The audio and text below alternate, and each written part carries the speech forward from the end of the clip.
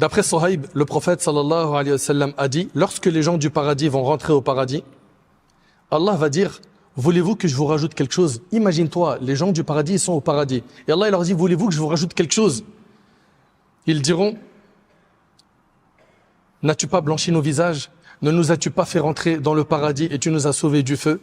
Alors, Allah subhanahu wa ta'ala va lever le voile et il ne leur sera pas donné une chose qui leur sera plus aimée que de regarder leur Seigneur. Ça sera le plus beau cadeau du paradis, voir Allah.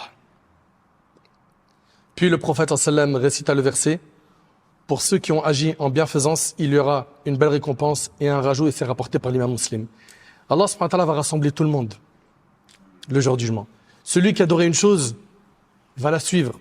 C'est rapporté par l'imam al-Bukhari. Il sera dit, le jour du jugement, celui qui adorait une chose, qu'il la suive. Alors ceux qui adoraient le soleil vont le suivre. Ceux qui adoraient la lune vont la suivre. Ceux qui adoraient les tawarites vont les suivre. Et il ne restera que cette communauté et ces hypocrites. Allah va leur venir par une image autre que celle qu'ils connaissent et va dire, je suis votre Seigneur. Et c'est rapporté par l'imam al-Bukhari. Dans un autre hadith rapporté par l'imam Ahmed, Allah tabarak wa ta'ala, il les appellera d'une voix entendue par le proche aussi bien que par l'éloigné. Et il dira, je suis le roi, je suis celui qui rétribue. Ça, c'est ce qu'on va entendre le jour du jugement. Et dans le hadith de Adi, qui est rapporté par l'imam al-Bukhari, le prophète sallallahu alayhi wa sallam a dit, il n'en est pas un d'entre vous à qui Allah ne s'adressera pas. Et il n'y aura alors aucun intermédiaire entre son Seigneur et lui. On aura tous un dialogue direct avec Allah. Mais mes chers frères, il y en a parmi vous, ils sont déjà rentrés dans des tribunaux pour une affaire qui les concerne ou pour une connaissance. Vous avez vu comment le climat il est glacial quand on rentre dans un tribunal, comment ça fait froid dans le dos. Ils sont là en train d'attendre le jugement et ils savent pas qu'est-ce que un tel va prendre comme peine. Ça c'est dans la dunya. Le jour du jugement n'a rien à voir avec les jugements de ce bas monde. Tu réussis, alhamdoulilah, tu réussis pas, tu risques gros. Le prophète sallallahu alayhi wa sallam a dit, il n'en est pas un d'entre vous à qui Allah ne s'adressera pas. Et il y aura alors aucun intermédiaire entre son Seigneur et lui. Allahu Akbar. Et dans un hadith rapporté par l'imam Bukhari et Muslim, Allah subhanahu wa ta'ala, il dira, A'amilta kadha wa kadha, as-tu fait ceci et cela? Mais s'il vous plaît, les frères, mais les sœurs, s'il vous plaît, écoutez attentivement ces paroles. Vous croyez que c'est de la blague ou quoi? Vous croyez qu'on est en train de vous faire un sketch ici? C'est du théâtre? C'est des paroles d'Allah et du prophète sallallahu alayhi wa sallam. Le jour du jugement, il sera dit, as-tu fait ceci et cela? Est-ce que tu vas nier? Nous avons des versets dans le Coran. Nous avons des versets dans le Coran où on a que les membres vont témoigner contre qui?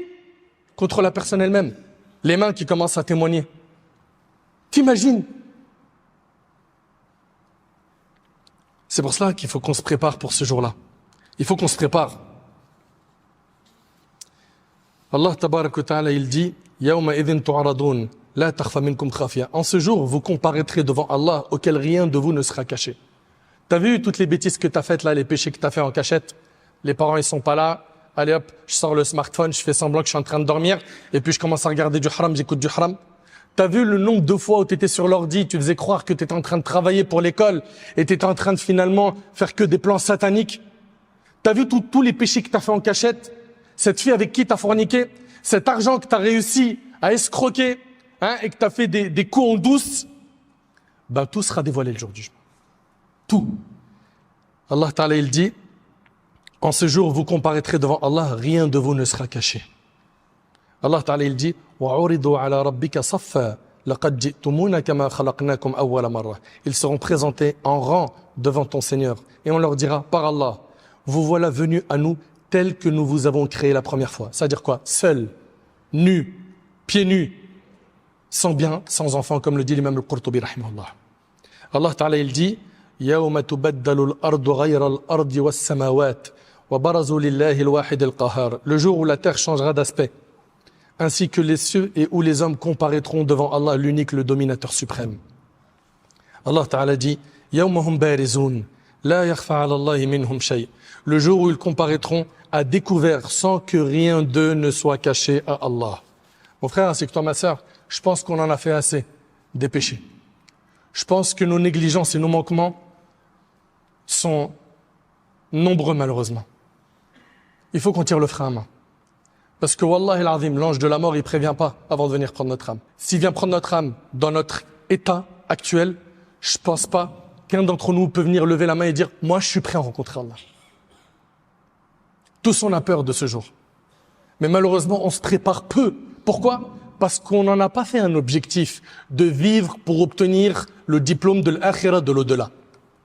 Nous, l'objectif, c'est quoi ? C'est là, le moment même, là, il me faut de l'argent. Faut que je fasse le million. Et celui qui a le million, qu'est-ce qu'il recherche ? Le deuxième million. Et celui qui a le deuxième million, il veut quoi ? Le troisième million. C'est l'argent, la dunya. Ou bien être célèbre, connu, percer sur net, faire le buzz. Des objectifs qui ne doivent pas être la priorité du croyant. Le croyant, sa priorité, c'est d'avoir l'aide d'Allah Azza wa Jal. C'est d'avoir la satisfaction d'Allah. Parce que Wallah al-Azim, mes frères ainsi que vous, mes sœurs, personne d'entre nous sait comment il va apparaître devant son Seigneur Azza wa Jal. Personne d'entre nous sait sur quoi il va mourir. Personne sait sur quoi il va être ressuscité. Personne sait si le jour du jugement, il va bien se passer pour lui ou pas. C'est pour ça qu'on doit œuvrer maintenant. Pourquoi on met les bonnes actions plus tard, le repentira plus tard? Le hajj plus tard, la zakat, ouais, t'inquiète, je ferai le calcul plus tard. La prière, t'inquiète, le ramadan prochain. Dès que je me marie, quand je me case. La sœur, elle est égarée loin. Ma sœur, pourquoi ce mode de vie? Pourquoi? Plus tard, jusqu'à ce qu'on entend. Demain, salat janaza, sur notre sœur, qu'Allah lui fasse miséricorde. S'il vous plaît, partagez l'info pour qu'il y ait beaucoup de monde dans la janaza. On est tous des janazas en salle d'attente. Tous. Tôt ou tard, on va partir.